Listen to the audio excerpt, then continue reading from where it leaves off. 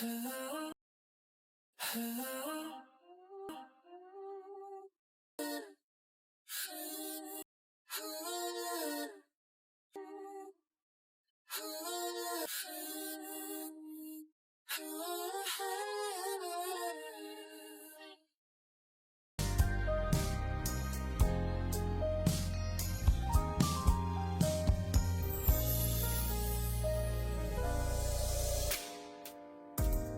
รั้งแรกที่เราเจอกันคือสมัยมหาลัยค่ะ ค่ะ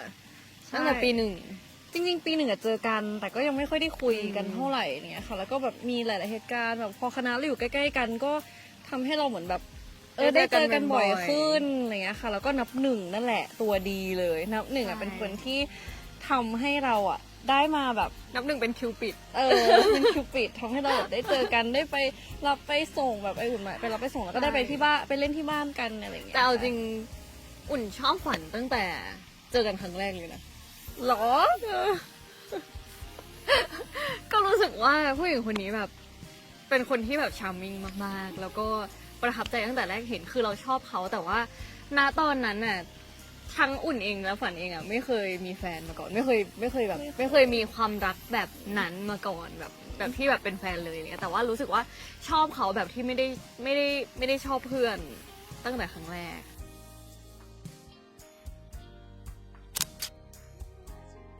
ไม่ใช่ครั้งแรกที่เราเข้าหาเขามันไม่ได้เป็นแบบนั้นเลย แต่เป็นแบบที่เรารู้สึกว่าเราอยากอยู่ใกล้ๆเขาแบบเป็นคนที่ดูน่ารักสดใสจังเลยอยากอยู่ใกล้ๆเขาแล้วเขาก็เป็นเพื่อนสนิทนับหนึ่งไง เราก็เลยแบบได้อยู่ใกล้กัน คนวางแผนต้องบอกว่าคือนับหนึ่งเพราะตอนนั้นเราก็ยังไม่ได้รู้ตัวหรอกว่าเราแบบชอบเป็นแบบ ชอบ ไห กัน น แต่คือเราเป็นเพื่อนกันมาก่อนแล้วพอรู้สึกว่าแบบเฮ้ยทำไมเพื่อนคนนี้แบบสเปเชียลจังเลยอะไรเงี้ยค่ะแล้วก็แบบคืออุ่นเป็นคนเก่งแล้วฝันก็ชอบคนเก่งแล้วแบบทุกครั้งที่ฝันเห็นอุ่นฝันก็รู้สึกว่าอุ่นแบบน่ามองอ่ะคือเขาเป็นคนที่แบบมีเสน่ห์มากๆแบบผู้หญิงคนนี้เก่งจังเลยแบบเท่จังเลยมีเพื่อนแบบ มีแก๊งเพื่อนแบบอยู่กับแก๊งเพื่อนผู้ชายหลายๆคนแต่ว่าเขาแบบเป็นคนเดียวที่รู้สึกว่าเฮ้ยแบบเป็นทั้งคนสวยแล้วก็เป็นคนเก่งของคณะอะไรอย่างเงี้ยค่ะแล้วก็แบบมีแต่คนสนใจเขาก็รู้สึกว่าอยากเป็นเพื่อนกับคนนี้แบบชอบคนเก่ง เป็นคนเก่งที่ดูอบอุ่น แล้วก็แบบดูแบบว่าน่าทะนุถนอมในแบบเวลาเดียวกัน มันแล้วก็ไม่ได้รู้ว่าแบบมันคืออะไรความรู้สึกนี้คืออะไร ก็มันมีเหตุการณ์ที่แบบว่าฝันวันนั้นฝันต้องกลับบ้านแล้วก็แบบอะไรสักอย่างหนึ่งไม่รู้แต่คืออุ่นเหมือนอาสาไปส่งที่บ้านแล้วก็เลยเหมือนแบบได้นั่งทำงานด้วยกันแล้วมันมีโปรเจกต์ที่แบบฝันต้องทำเลยอะค่ะอุ่นก็ช่วยคืออุ่นก็แบบได้เลย ให้ ได้ คำแนะนำ ให้คำแนะนำ ในอีกมุมนึงอีกมุมที่เหมือนแบบคือเขาอะตอนนั้นเขาทำโปรเจกต์เหมือนแบบเป็น interior design เนอะเขาก็แบบเป็นโปรเจกต์ของอาจารย์อะไรเงี้ยเราก็เลยแนะนำว่าถ้าทำแบบเนี้ยมันจริงๆโครงสร้างอะมันไม่สามารถทำได้ แนะนำให้เป็นอีกแบบหนึ่งดีกว่าอะไรแบบนั้นค่ะ ใช่ก็เลยเหมือนเป็นโมเมนต์ที่แบบเราได้ใช้เวลาร่วมกันได้แบบอยู่ด้วยกันสองคนแล้วก็ยิ่งได้เห็นมุมของเขาแบบที่มันที่แบบว่าเก่งขึ้นมาอีกที่ทำให้เราชอบเพราะว่าเขามาเติมเต็มเราได้แบบดีมากๆคือโปรเจกต์ของเราแบบเพอร์เฟกขึ้นได้คะแนนดีขึ้น เพราะว่ามุมมองความคิดของเขาซึ่งมันไม่ได้อยู่ในแบบสูตรการเรียนของเราอะไรอย่างเงี้ยค่ะ ตอนนั้นเป็นโมเมนต์แบบงงๆเนอะ จีบแบบไม่จีบ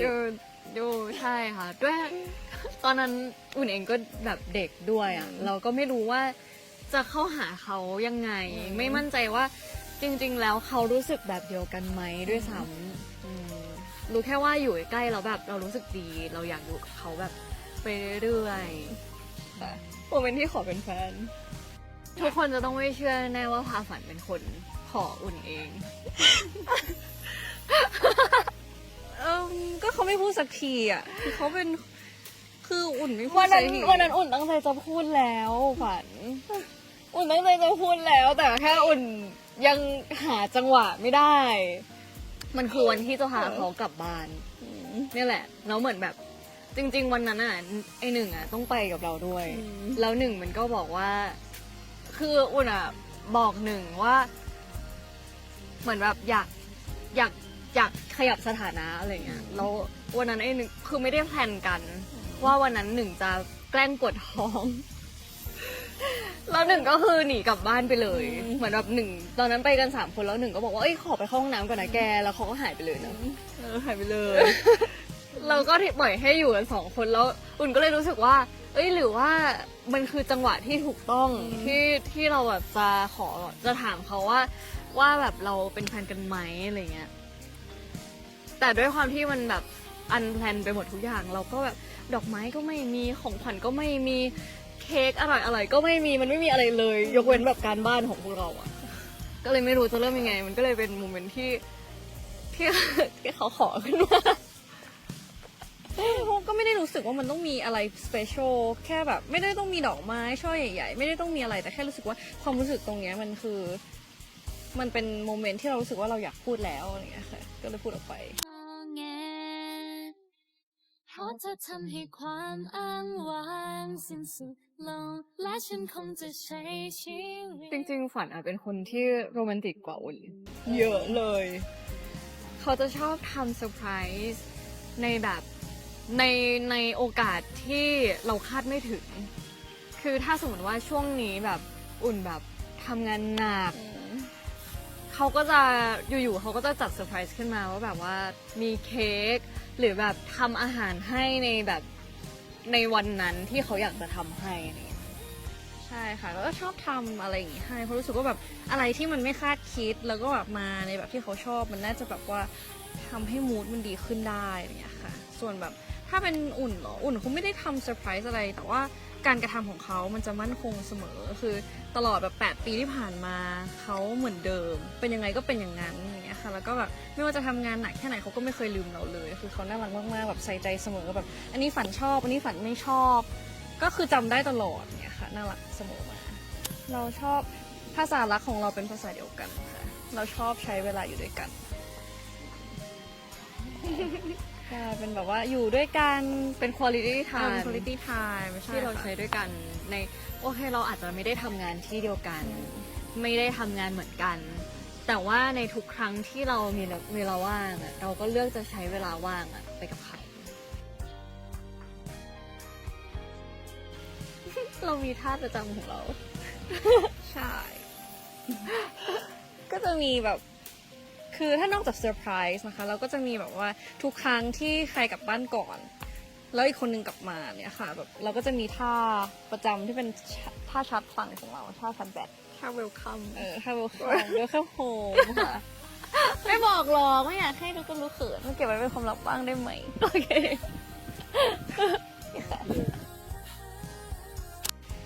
มันคือแพลนที่เราคุยกันไว้อยู่แล้ว ว่าก่อนที่เราจะแต่งงานกันอะเราจะมีบ้านด้วยกันก่อน ใช่ค่ะก็บ้านเป็นสัญลักษณ์ของความพร้อม คือเรื่องอื่นๆเดี๋ยวเราค่อยๆสร้างไปด้วยกัน แต่เมื่อแบบเรามีบ้านเราสามารถสร้างบ้านด้วยกันได้แล้วแบบก็เป็นจุดที่รู้สึกว่าโอเคเราพร้อมแล้วแหละที่จะแต่งงานกันค่ะ ในตอนที่ขอแต่งงานเขาคือเป็นตอนที่เหมือนแบบเราไปดูบ้านด้วยกันแล้วเขาอะไม่ได้รู้ว่าหลังจากที่แบบเราเซ็นซื้อบ้านเสร็จอะอุ่นจะขอเขาแต่งงานเหมือนแบบเราไปดูบ้านด้วยกันเราก็เลือกบ้านด้วยกันตกลงแล้วว่าเราจะมีบ้านแบบไหนเนี่ยเราอุ่นเองเนี่ยแหละที่เป็นคนเหมือนแบบไปตกลงแบบซื้อบ้านเสร็จแล้วเราก็หลังจากที่ซื้อบ้านเสร็จแล้วอะเราก็ขอเขาแต่งงานเลย แบบพร้อมว่าแบบเอ้ยเรามีเอกสารว่าเราซื้อบ้านหลังนี้แล้วนะเป็นบ้านของเราค่ะ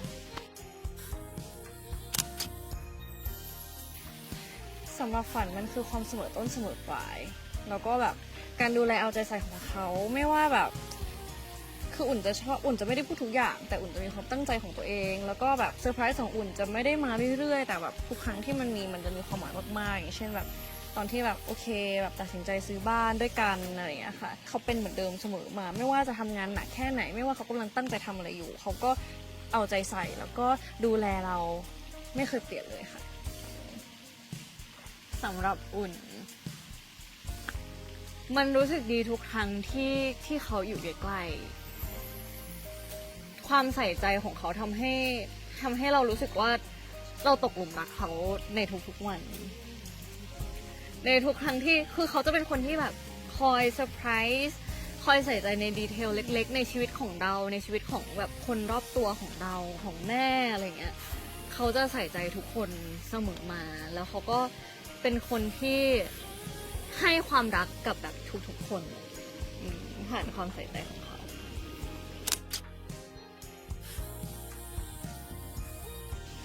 จริงๆสำหรับฝันทุกโมเมนต์มีค่าหมดเลยค่ะ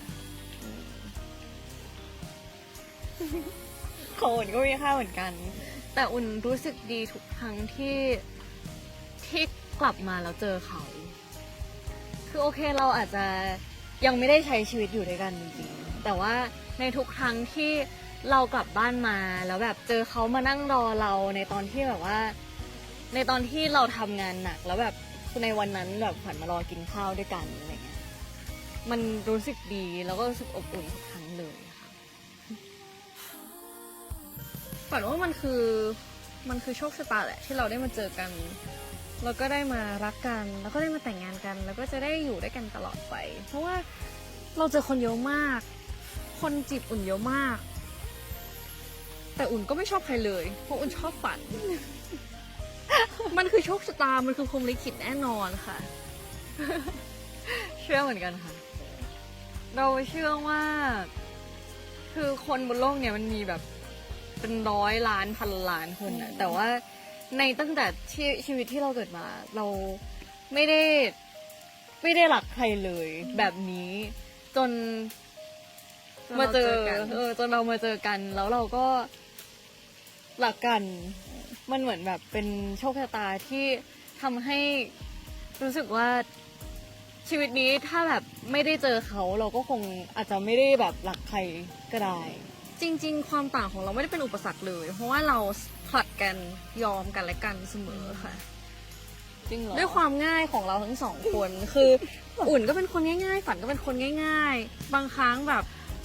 ถ้าเกิดใครเหนื่อยกว่าอีกคนนึงก็จะยอมอีกคนนึงเสมอค่ะ มันเป็นความแบบพอดีมากๆ แบบความลงตัว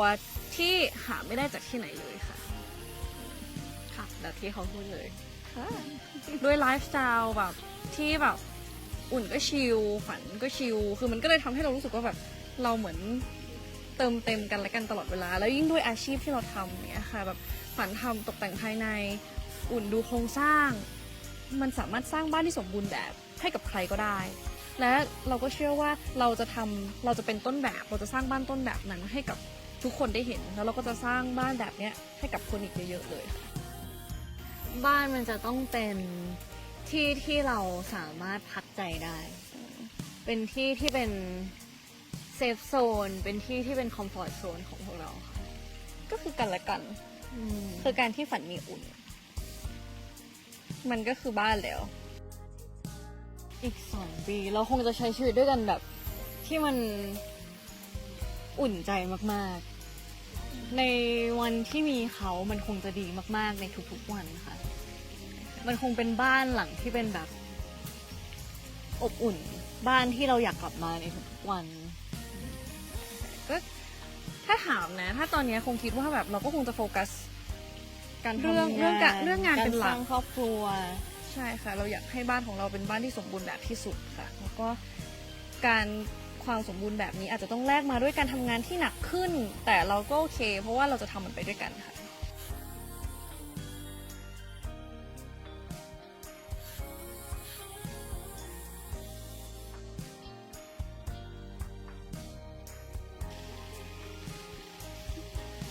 อุ่นจะเป็นคนรักที่ดีของฝัน จะมอบความรักให้ฝันแบบนี้ไปในทุกๆวัน และความรักของอุ่นจะไม่มีทางน้อยลง ฝันก็สัญญาว่าฝันจะรักอุ่นแบบนี้ไปอีกนานๆ แล้วก็ ไม่น่าหรอก ไม่ตลอดไปเลยตลอด ฝันจะรักอุ่นแบบนี้ตลอดไป แล้วก็จะทำทุกอย่างเพื่อให้ความรักของเรามั่นคงแบบนี้ตลอดไปค่ะ เธอเปลี่ยนโลกทั้งใบและแทนที่ด้วยคำว่าเราเธอเปลี่ยนทุกเรื่องราวที่นับจากนี้จะเปลี่ยนฟ้าและแสนงดงามคอยทุกนาทีแค่ฉันมีเธอไม่ว่าจะเป็นยังไง เราอย่าปล่อยมือกันไปก็พอ